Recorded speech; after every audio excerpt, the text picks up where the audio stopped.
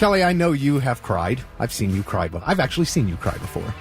Yeah, I could cry right now, I guess. Like on demand. Do it. Oh, let's see it. No, I can't cry on demand, but I'm an emotional person. I will say it isn't hard to get me to cry. Lewis, you ever cry? Yeah, all the time, every night before I go to sleep. That's how he gets to sleep. I get to sleep. It's a good cry. You know what? I grew up not crying a lot because I was always taught that you don't cry. Yeah. Right, yeah, of course. And then I got to a point. As a guy, you do. You don't do that. I remember it, my roommate, who we still have to call one day, I remember it very vividly at 4 a.m, like my world came crashing down and I lost it. And ever since that moment, but I cry every time, like I cry in the scene in Armageddon at the end of Armageddon, I was going to say that. When Bruce Willis and Ben Affleck, you got to take care of my Gracie. Oh, every time. And Rudy, when they start chanting Rudy, and then I'm like, I think I'm not going to cry, and then I'm like, oh, he got a sack.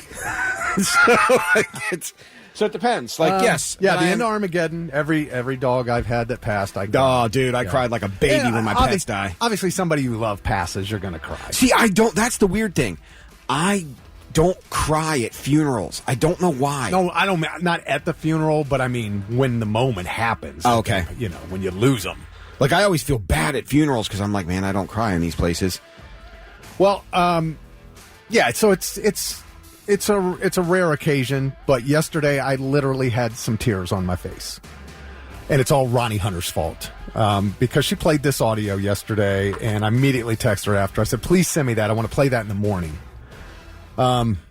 Man, and because again talking about losing people, I have lost people. I have watched what this crap can do to somebody, to their family, and we're talking about addiction. And yesterday, Jelly Roll was on Capitol Hill to testify before a Senate committee on the fentanyl epidemic. They passed this the Fend Off Fentanyl Act passed the Senate this past summer, and it hasn't gone through the House yet. So Jelly Roll was there to testify because, there's somebody who knows something about addiction. It is Jelly Roll and drug dealing and all of that. And, man, Ronnie played this yesterday, and it just got me, man, because I was just started thinking about back to people I've known, people I've lost, families I've seen destroyed. And, I know there's a lot of people hearing my voice right now who know exactly what I'm talking about. But Jelly's there because he wants this passed. He wants this to go through the House, this act that, is going to help, keep fentanyl out of our country. So I'm just going to let you guys hear this. So, again, I know this is heavy. I just need you for 4.5 minutes. Just listen to what Jelly Roll had to say on the Hill yesterday. My name is Jason D4, but to most I am known as Jelly Roll. It is important to establish earlier that I am a musician and that I have no political alliance. I am neither Democrat nor Republican. In fact, because of my past, my right to vote has been restricted. Thus far, I have never paid attention to a political race in my life. Ironically, I think that makes me the perfect person to speak about this because fentanyl transcends partisanship and ideology, gentlemen and women. This is a totally different problem. I was speaking outside to the media, and I gave them a statistic that said 190 people a day overdose and die every single day in the United States of America. That is about a 737 plane. That's what about a 737 aircraft can carry. Could you imagine the national media attention it would get if they were reporting that a plane was crashing every single day and killing 190 people? But because it's 190 drug addicts, we don't feel that way. Because America has been known to bully and shame drug addicts instead of dealing and trying to understand what the actual root of the problem is with that. But the sad news is that narrative is changing too, because the statistics say that in all likelihood, almost every person in this room has lost a friend, family member, or colleague to the disease known as addiction. I've attended more funerals than I care to share with y'all. This committee, I could sit here and cry for days about the caskets I've carried of people I loved deeply in my soul, good people, not just drug addicts, uncles, friends, cousins, normal people. Some people that just got in a car wreck and started taking a pain pill to manage it. One thing led to the other. And how fast it spirals out of control, I don't think people truly truly understand. So many people.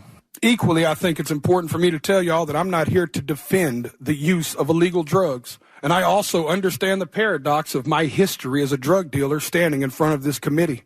But equally, I think that's what makes me perfect to talk about this. I was a part of the problem. I am here now standing as a man that wants to be a part of the solution. I brought my community down. I hurt people. I was the uneducated man in the kitchen playing chemist with drugs I knew absolutely nothing about, just like these drug dealers are doing right now when they're mixing every drug on the market with fentanyl, and they're killing the people we love.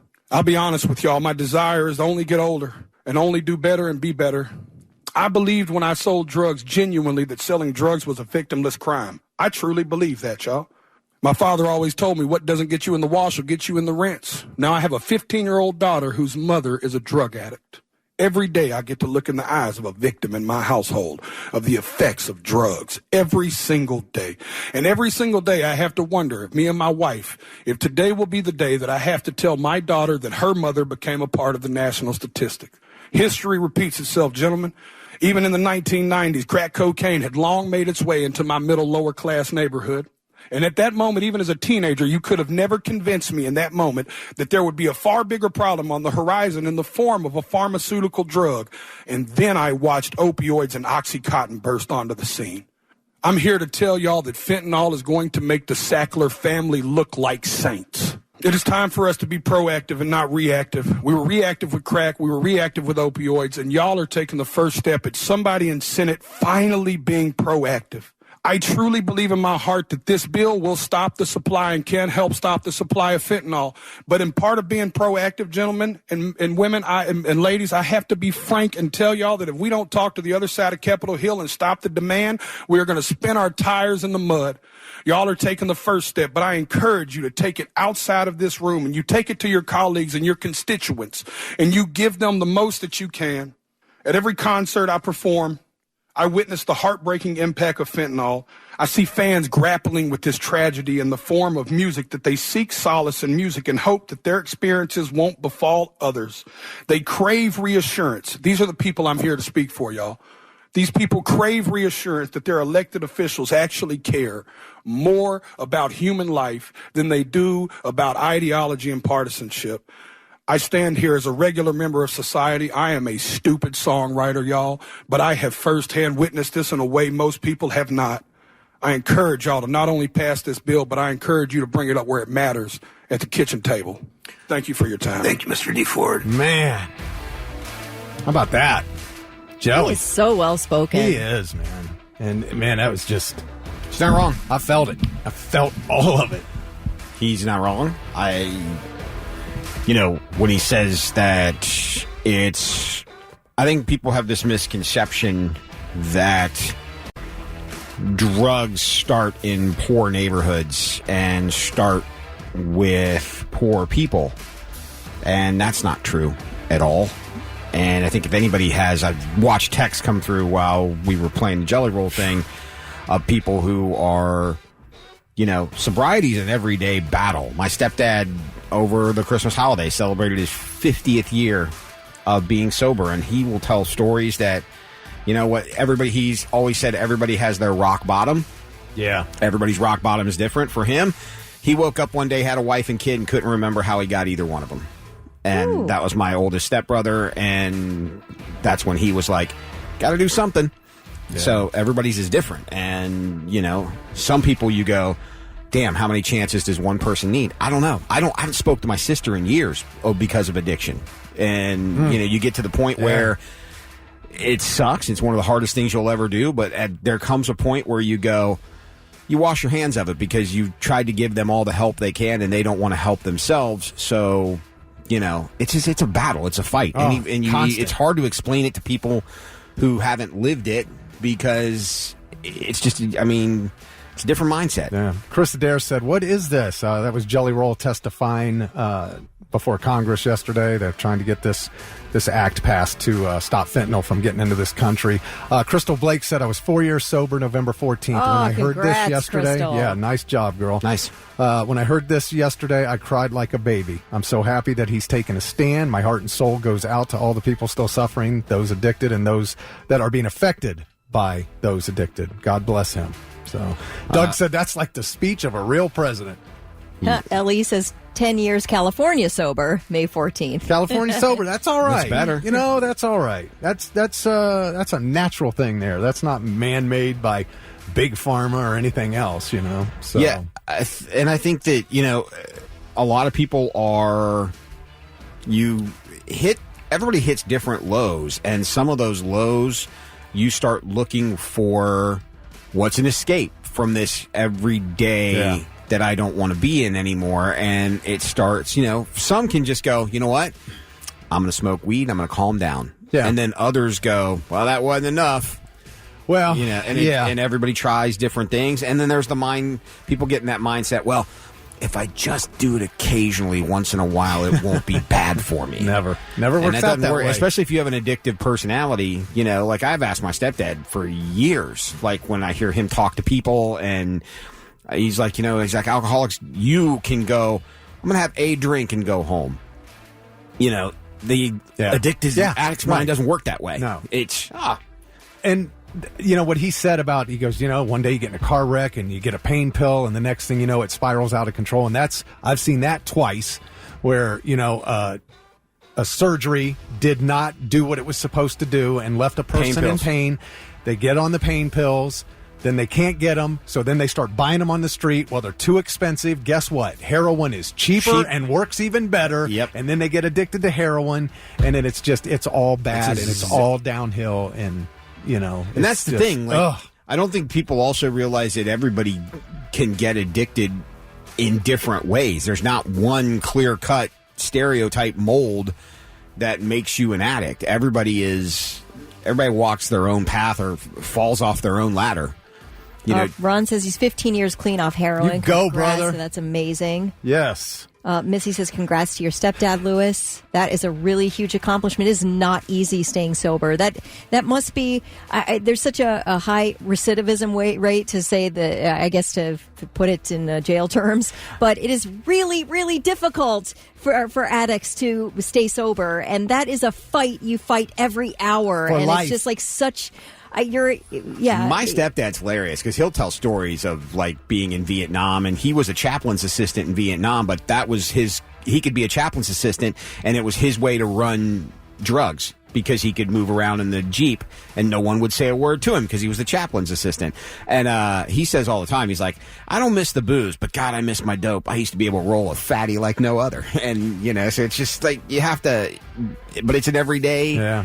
Battles every day. Maybe every minute. He says 2.5 years sober today. We got a text in from someone who said 17 years clean from meth and relapse, now struggle every day to get back there. It's keep fighting. You are worth it. You are worth the fight, and it is so difficult. I feel for you. Yeah. Norman said his daughter 5 years sober, and Jamie said this earlier. Oh, sorry, Rick, go ahead. I'm waiting. I'm just reading text. Jamie said that I'm doing TikTok to try to reach out to Jelly Roll for my friend who's in the late stages of cancer. Hopefully he sees the video.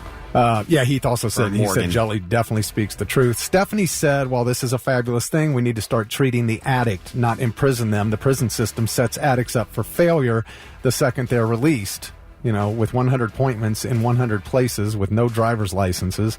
Preston, nice job, man. Celebrated 10 years sober in August. Life couldn't be better. Good for you, dude. Chelsea says, my husband died in 2020 of a fentanyl overdose. So Chelsea, sorry. that is absolutely sickening. I'm so sorry for that.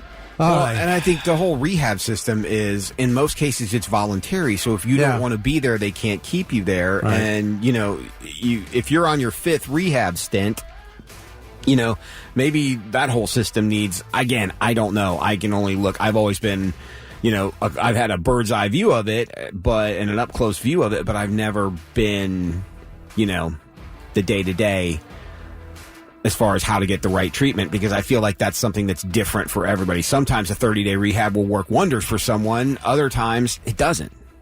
Chris says 12 years sober, 2.5 years in prison was enough for him to not want to go back or use. Good dude. Charles says, I have 3 years on the 31st for coke and 1 year for weed. Awesome job, Charles. Aaron said, me and my wife have custody of my nephew. My sister's been bad. My parents have custody of my nephew for the same reasons, man. I feel for you. Yep, sister's been battling addiction for years. Oh, it's just, it impacts so many people. You think it's a victimless crime to just go ahead and use. It's just me. I'm only hurting myself. And you got a family. Yeah, you're not. All right. Well, I know it's Friday. Didn't really mean to bring everything down, but it was it hit me so hard yesterday. It was so powerful. And all right, Josh, 4 months today. A round of applause for all you guys fighting hard every day. So nice job, Jelly Roll. That guy, man, I love that guy. He's just awesome. You appreciate the realness. Yeah, and he is. He's genuine and legit, no doubt.